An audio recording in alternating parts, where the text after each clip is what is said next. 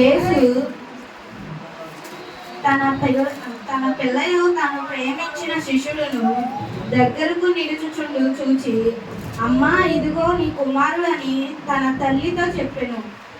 తరువాత శిష్యును చూచి, ఇదిగో నీ తల్లి అని చెప్పెను.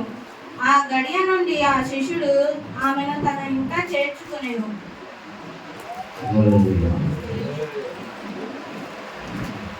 ఇది మూడవ మాట. దేవుడు తెలియజేసే విధానం ఏంటంటే, అంత ఘోరమైన స్థితిలో ఉన్నాడు దేవుడు. ఇంకా కొన్ని క్షణాల్లో ఆయన ప్రాణం కూడా అక్కడ పోతుంది. అయినను ఆయన ప్రాణం, ఆయన చూపు సిలువ కింద ఉన్న వీరిద్దరి మీద కళ్ళు మీద పడ్డాయి. ఎలా అంటే, నేను ఎక్కి ఉన్నాను ఎవరి కోసం? యొక్క పాపంలో ఉన్న ప్రతి ఒక్క క్షణాంగం కోసం అని ఆయనకి తెలుసు. కానీ కింద ఉన్న వాళ్ళు ఆ నిద్ర ఏమనుకుంటున్నారంటే, అయ్యా, ఇంత ఘోరంగా నువ్వు అని, ఇంత ఘోరమైన సిలువలో ఉన్నావు అని ఆయన వైపు తల ఎత్తి వాళ్ళు చూస్తున్నారు. కానీ ఈయన ఏమి చూస్తున్నాడంటే, నా కుటుంబం అని అంటే దీనికి కొన్ని అర్థాలు ఉన్నాయండి. ఎలా అంటే, ఆమె గర్భంలో వచ్చి ఆ దేవుడు పుట్టి ఉన్నాడు. ఆ పుట్టి ఉన్న దేవుడు ఆ యొక్క కుటుంబానికి ఏర్పరచబడి ఉన్నారు. ఎవరైనా మనం గ్రహించాల్సింది ఏంటంటే, మన కుటుంబంలో మనం పుట్టిన తల్లిని కానీ తండ్రి కానీ మనం విడిచిపెట్టాం. ఎలా విడిచిపెట్టాం? ఎందుకంటే వాళ్ళు మనకు జన్మించారు కాబట్టి. ఆ రీతిగా దేవుడు ఆ యొక్క తల్లిని ఆ యొక్క శిలువలో నుంచి అలాగ దేహంగా చూస్తున్నాడు. ఏమని? ఈ పరిస్థితి ఈ వ్యక్తి విడిచిపెట్టి వెళ్ళిపోవడానికి వీల్లేదు. ఎందుకంటే ఒక ప్రేమ స్వరూపి కలిగి ఉన్నాడు దేవుడు. అటు రీతిగా ఆ విడిచిపెట్టకుండా ఆ వ్యక్తిని అలాగ చూసి శిష్యుడికి అప్పచెప్తున్నాడు. ఇంకోసారి చెప్పండి. 26వ అధ్యాయం. యేసు తన తల్లియు తాను ప్రేమించిన శిష్యుడును దగ్గర నిలుచుండడం చూసి, ఇదిగో నీ కుమారుడని తన తల్లితో చెప్పింది. శిష్యుడిని చూచి, ఇదిగో అమ్మా, ఇదిగో నీ కుమారుడని వివరించి మరీ చెప్పాడు. ఎందువల్ల అంటే, శిష్యుడు ఎవరండి? దేవుడి యొక్క శిష్యుడు ఎవరు? దైవ సేవకుడు శిష్యుడిగా ఏర్పరచబడి ఉన్నాడు. అంటే ఆయన ఎవరికి అప్పచెప్తున్నాడు? వీళ్ళకి రక్త సంబంధించిన వారికి ఎవరికి అప్పచెప్పట్లా. ఆయన ఎందుకు తిరిగి ఉన్న ఆ జ్ఞానం కలిగి ఉన్న ఒక శిష్యుడికి అప్పచెప్తున్నాడు. ఎవరిని? వారి తల్లిని ఏదైనా అప్పచెప్తున్నాడు. అయ్యా, ఇదిగో నీ తల్లి అని వివరించి మరీ అప్పచెప్తున్నాడు. ఎవరికి అప్పచెప్తున్నాడు? శిష్యుడికి అప్పచెప్తున్నాడు. ఆ శిష్యుడు ఎవరై ఉన్నారు?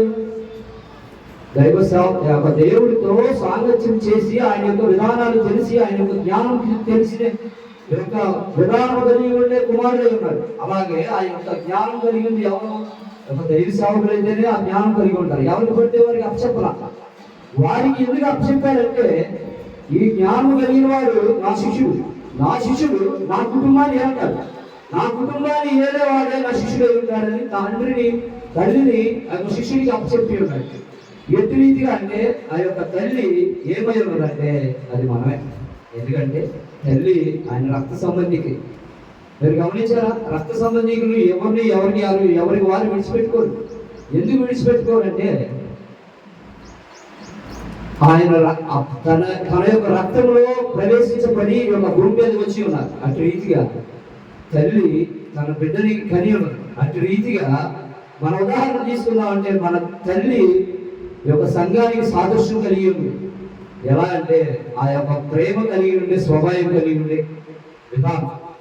ఆ తల్లి మనము ఆ యొక్క రూపం కలిగి ఉంటాం. ఈ సంఘములో ఆ తల్లికి ఏ విధంగా మనము ఉదాహరణ తీసుకోవచ్చు అంటే, మనమే అయ్యాం. ఎందుకంటే ఆయన రక్తంతో మనం కొనుక్కున్నాడు కాబట్టి, ఆ రక్తం ఇది లోకముకు సంబంధించింది కాబట్టి, ఆయన ఇప్పుడు పరచాపుకి ఆయన 3వ రోజు తిరిగి లేచి వెళ్ళిపోతాడు. వెళ్ళిపోయేటప్పుడు మన ఉదాహరణ మనం అనుకుందాం. ఆ తల్లి గర్భంలో జన్మించాడు కాబట్టి ఆ తల్లిని తీసుకొని వెళ్ళిపోయే సామర్థ్యం ఆయనకు ఉందా లేదా మనం అనుకుందాం. ఉందా లేదా? ఉంది కదండి. ఆయనతో పాటు ఆవరణ అయిపోయినప్పుడు తనను తీసుకెళ్లే సామర్థ్యం ఆయనకు ఉందా లేదా? తనతో పాటు తనను తీసుకెళ్ళిపోయాడు. తనతో పాటు తీసుకెళ్లే సామర్థ్యం ఉన్న దేవుడు తనను ఎందుకు వదిలేశాడు భూమి మీద? అంటే భూమి మీద ఉన్న ఈ యొక్క ప్రేమను నా యొక్క కుటుంబం అని భూమి మీద వదిలేడు. ఆ కుటుంబాన్ని ఏలడానికే ఈ యొక్క శిశుని ఏర్పరచుకున్నాడు. ఆ శిశుడు ఎవరైనా ఉన్నాడు? దేవుడి ఉన్నది భయభక్తులు కలిగి ఉండి ఆయనతో సాంగత్యం చేసి ఉండేవాడిని శిష్యుడుగా ఎంచుకొని, అమ్మా ఇదిగో ఇదిగో నా శిష్యుడు నీకు అప్పచెప్తున్నాడు అని తెలియజేసి మరీ అప్పచెప్పాడు. ఈ యొక్క తల్లి అంటే తల్లి ఎవరై ఉన్నారండి? రక్త సంబంధికి ఎవరు? ఆమె. మనం అదే కనుక తల్లిని కనుక తీసుకెళ్ళిపోయి ఉంటే నీ కుటుంబాన్ని నువ్వు తీసుకెళ్ళిపోయావు, చనిపోయావు, నీ కుటుంబాన్ని నువ్వు తీసుకెళ్ళిపోయావు రోగం విమర్శించింది. కానీ అది విమర్శించుకుంటూ ఉండడం కోసమే ఆ తల్లిని విడిచిపెట్టాడంటే ఆ తల్లి ఎవరండి? ఆ యొక్క సాదృశ్యం ఎవరు? అది మనం విడిచిపెట్టకుండా ఉండడానికి ఆ యొక్క అర్థం కలిగి ఉన్నాడు. ఆ అర్థంతో ఆ బిడ్డని ఆ యొక్క తల్లిని ఎవరికి అప్పచెప్పాడు? శిష్యుడికి అప్పచెప్పాడు. ఆ శిష్యుడు తన ఇంటికి చేర్చుకున్నాడు. అంటే ఇప్పుడు మనం పరచాపు ప్రార్థన చేసుకుంటే ప్రభువా నాకు అది చేయండి ఇది చేయండి అని మనం చెప్పవచ్చు. కానీ ప్రార్థన చేయమని కోరేది ఎవరిని? దైవ సేవకుల్ని మనం కోరుకోవాలంటే ఆ యొక్క శిష్యుడే కదా. ఆ శిష్యుడు ఎంచుకున్నాడంటే దానికి అర్థం ఎంత ఉంది? ఆ యొక్క ప్రేమ స్వరూపం కలిగి ఉండే జ్ఞానం కలిగి ఉండేవాడిని తప్ప ఆయన నుంచి అధికారులుగా ఇక్కడ నుంచి వాక్యం చెప్పడానికి కానీ ఆ యొక్క ప్రేమగా స్వరూపంగా ధరించుకోవడానికి కానీ ఎవరు పెడితే వారికి అధికారం ఉండదు. అది వివరించి జ్ఞానం కలిగి ఉన్నవాడికే తప్ప ఆ యొక్క సంఘాన్ని అప్పచెప్పడం. అటు రీతిగా మనం ఏ విధంగా ఆలోచించుకోవాలంటే తల్లి సంఘమై ఉన్నది, శిష్యుడు దైవ సేవకుడై ఉన్నాడు. అంతగా వేరమైన ఘోరమైన స్థితిలో కూడా ఆయన దైవ సేవకుల వైపు చూస్తున్నాడు. ఈ యొక్క ఇంటి కుటుంబం కోసం చూస్తున్నాడు. మరి వచ్చాక మనం అనుకున్న 2 మాటలు మీరు విన్నారు కదా. వీరేం చేస్తున్నారో వీరిని క్షమించమని. ఎవరైనా కూర్చున్న మాట మనం ఒక మాట అంటేనే గుచ్చితేనే సూర్యుతో గుచ్చితేనే వాళ్ళు రేపు వచ్చినప్పుడు ఆమె కొట్టేద్దాం అనే స్వభావం మనకు ఉంటుంది. అట్టి స్వభావం ఉండి అన్ని దెబ్బలు కుట్టినా కూడా ఆయన ఎంత ప్రేమిస్తున్నాడండి. గొప్పగా మనం ప్రేమిస్తున్నాడు. ఎంత ప్రేమ చూపుతున్నాడంటే సిలువలో పక్కన ఒక మనిషి ఆయన ఘోరంగా పాపం చేస్తున్నాడు. కానీ ఎంత పాపం చేసినా అయ్యా నీ రాజ్యం వచ్చినప్పుడు నన్ను కూడా జ్ఞాపకం చేసుకుని ఒక్క మాట్లాడుతున్నాను. ఓకే టేకే. అసలు అంత ప్రేమనిచ్చేవాడు ఎవరున్నారండి? అంత ప్రేమతో ఆయన మనం ప్రేమిస్తూ అటువంటి ప్రేమ అసలు మనం వర్ణించలేదు. ఏదో అంటే ఘోరమైన సిలువ దాడిలో కూడా ఆయన రక్తము చివరగొట్టు వరకు కూడా కారిపోతూ ఉన్నా కూడా కింద ఉన్న ఆ యొక్క సేవకుడిని ఆ యొక్క శిష్యుడిని కిందగా ఉన్న తల్లిని వారి కుటుంబాన్ని చూస్తున్నాడు. తల్లి అంటే కుటుంబం అంటే మనమే. ఆ కుటుంబం చాలా చెప్పుకోకుండా ఉండడం కోసం ఒక శిష్యుడికి అప్పచెప్పి ఉన్నాడు.